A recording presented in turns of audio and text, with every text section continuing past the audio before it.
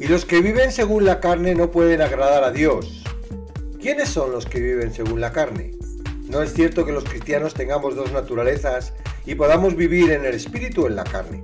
El que vive en la carne es que aún no ha aceptado a Jesucristo como Señor y Salvador. Y el que cree que está en Cristo y en realidad está en la carne porque no ha nacido de nuevo.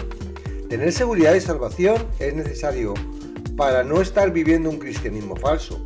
Por eso, si no puedes dejar de vivir según la carne, es un síntoma que todavía no has sido alcanzado por la gracia.